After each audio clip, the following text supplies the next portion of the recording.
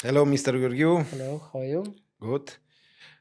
Today we'll see new Which is, games from your repertoire, from your games, I yeah, mean. I hope uh, they find them very nice, our friends.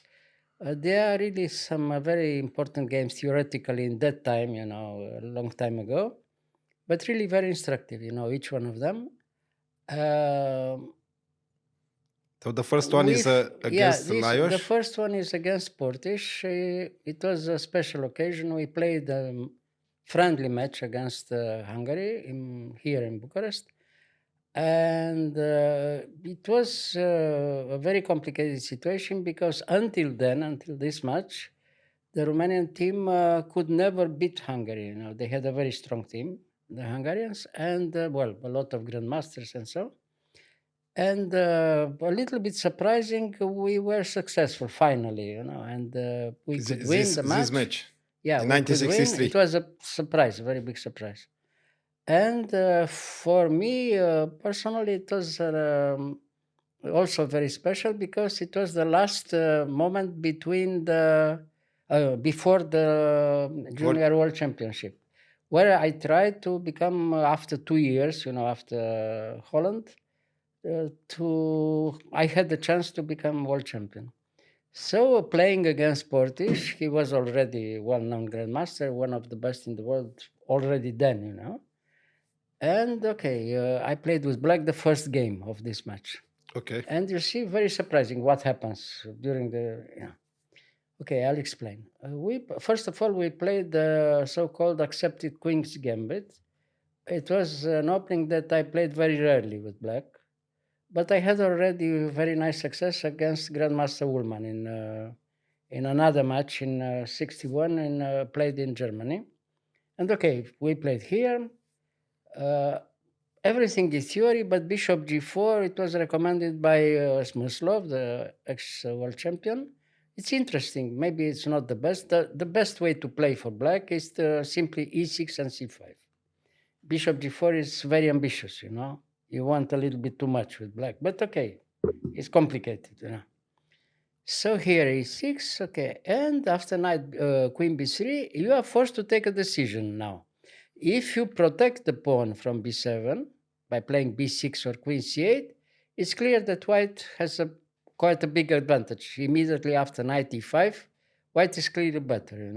Pressure, space, a lot of threats, it's unpleasant. So the best way to play is to sacrifice a pawn, and try to have some initiative with black. It's not very clear, but a lot of strong players in that time played it with black. Also Tal himself, Korchino, and so on. And okay, it's very sharp. So you have to take. I mean takes, and now black gives the pawn by playing knight bd7 for a small initiative. So okay, queen takes b7, and now c5.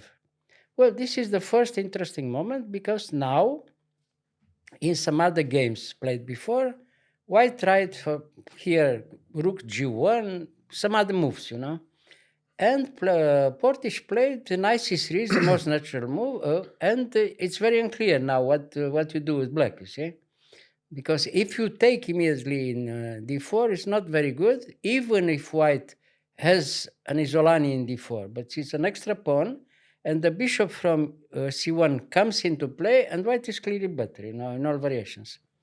So you have to try something else. It seems finally that probably the best move was here bishop d6, but okay, I play bishop e7, preparing the game continuation. We'll see what happens. Black is trying to give some more pawns, for initiative. Okay, my opponent played here d5, also a very strong move. Now, if you take in d5, it's clear that white is clearly better, advantage. So you have to be already careful. Rook b8. Now we give the second pawn. So of course, now if white wants to repeat, it's draw. If wants to repeat the game, the moves. So you But are. of course, Yeah. well, you are 2 pawns down. You play with black. It's all right to make draw. Against a very strong opponent. But of course, he tried to win. Of course, the 2 pawns up. So he tried queen a6, and now queen c5, queen c6. Queen c6 is already, well, not a mistake, but it's already a little bit dangerous for both, and for white also. White can take another pawn now, but it was better to play queen b5. Queen b5 was a little bit better, you know. So, okay, queen c6. And now after queen c6, big surprise, black is playing castle, accepting the fact that gives another pawn, you know. Not another pawn, gives 2 pawns by force, you know. So 2 pawns down, and he sacrifices something else, you know. So here another important moment. What happens if white plays d6 instead of taking in e6? It seems that the black is losing the bishop, you know. Yeah. So now, very nice move, knight e5. You give the bishop. He has to, I mean, takes in e7. You take with the queen in e7. And now it's problem for white. Where does he go with the queen? The queen is trapped. The only place to go is queen b5. Yes. And now after rook fb8, he loses the queen. Oh. You see? Yeah, yeah. So, okay. Very good for black, you know? Yes. So, unpleasant, but he has to take in e6. He accepts the pawn, you know? And now the second surprise, very logical, knight e5. We give the fourth pawn. You know, white has 4 pawns more, you know, immediately after the opening. But the game is very complicated, and it's better for black, you know, because black has strong initiative, you know, very strong initiative. So after king h8, white has to defend with only moves all the time, you know. So, okay, queen e6, otherwise he loses something, you see. Okay, knight f3 check, king f1, knight g5. Now after knight g5, black can take back 2 pawns, you know. 2 pawns. Yeah, but still we have 2 pawns down, you know, with black, you know. So he has to play queen f5, and now knight takes f7. Finally he takes, you know. He's happy he can get rid of this knight, you see.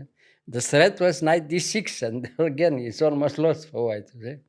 So, okay, rook takes, and now king g2. He hopes to build a good defensive position, but it's very dangerous still for white. Black has a strong initiative, you see. And to keep the 2 pawns, yeah, move by move, but 2 pawns down. You know. Black tries to attack all the time, you know. So rook f1, and now very strong move, rook a6. Why? Because the other rook comes into play, you know. Now if you look at the position, the white king is bad, you know, has a bad position in g2. I mean, for the moment, nothing happens. He's not mate or something, but is unpleasant, you know. And all the black pieces are coming, you see. Now, black wants to move the knight from f6 and then come with a rook from a6 to g6. Fantastic attack, you know. So he has to be very careful. So he played here king h1. I mean, far away with the king, you know. So now, knight g8. Now the only move not to lose the pawn from f2 is queen c2. I mean, but this knight going back, you know, but he comes better. He comes later into play again, you know. So knight g8. Okay, queen c2. If he loses the pawn from f2, he's almost mate. I mean, he has to be very careful, you know. Okay, so now black plays rook f3. Very strong move again. Why? Because fixes the position. White is almost zugzwang here, you see. In 2-3 moves, if he doesn't react very well, I mean immediately to do something, he's in big trouble, you know, white. He's almost mate in 2-3 moves, yeah. So again, e4, probably the best move to, you know, to come to e3 with the bishop somehow, you see. Yeah. So now rook g6, okay, now we're preparing the attack, you know. So bishop e3, no? So knight f6. But maybe also because now the bishop also defends his square from here? No, he has to defend the pawn f2. I mean, he's complete defense for white, you know. He can't dream to have some attacking chances, okay, because his king is very bad, you know. This is the problem. So knight f6, the knight is coming, you know. So the only move again, rook g1, because if the knight has time to come to g4, it's probably already lost for white, you know, in all variations, you see. So rook g1 with the idea to give the exchange for, you know, the rook for this fantastic knight from g4. Okay, knight g4 still. Now the only move rook takes, and now okay, he thought probably that he escaped, here more or less. The hope is the pawn A. If has time to run with the pawn A, is all right. But this is end game, the pawn A. Until the end game, he's still in big trouble. So right, rook h4, rook d1 again, the only move. Probably, I mean, not the best, but it seems that he's a good. I mean, he has the file, you see. Yeah. And now, unfortunately, we were both in very big time trouble here. And I played the most normal move, h6. But it's a big pity. I mean, it's pity really, because now instead of h6, black could play immediately very strong move, queen b8, and white can resign immediately in one move here. His mate. There's no defense. No defense. At least he loses the queen with checks, Oh, after okay. after king g2. If black wants, he can take the queen, but he can give mate after king g2, King g2, queen takes h2 check. Now, if he goes to f1, is mate in h1. Yes. If he goes, I mean, if he takes there in f3, queen h3 mate. No, immediate. Yeah. He could resign here immediately. So, but we were in such a big time draw that I took the pawn h in my hand, so I had to put the pawn in h6. He's still winning for black, but not immediately. It's a little bit more complicated. So he could play a little bit, All right. So after h6, rook d5, I thought that also black is winning immediately by playing bishop g5. Gets rid of this pawn from f2, and okay, very bad, So now I took, and what did he play here? Now, this was a miracle that he had this move, I mean, it's forced. Now you have to take in d8, and he has time to take in f3, and he can hope a little bit, He's not lost immediately, So, and now still queen b8. Now again, very big threat, queen g3. What can he do? After queen g3, queen takes b2, king g2. Finally, he's not mate anymore, he escaped, So, but all endgames are completely lost for white, you see. So we still played here knight d5, queen c2, knight c3. We repeated twice, I think. Here, the time control was finished, so we could make all moves. And here, black played good move, queen d4. After knight c3, rook f4, he gave the secret move a4. It was like this in the time, the game was adjourned, I was adjourned. Okay. Yeah, so he played a4 and he resigned immediately afterwards, He analyzed a little bit and At home. yeah, he understood the position is without any hope, and he resigned. It was very nice from him that such a strong grandmaster, he resigned in such a position. He could play a little bit more. He's lost, but you have to demonstrate how. All right, it was the first big surprise, very nice surprise for our team. So finally, I could win also the second game. The second game was even better. It was made on the table, finally. Also, it Also Portisch. So I won both. The second game, we showed it already, a long time ago. It was fantastic game, sacrifice all over Sicilian.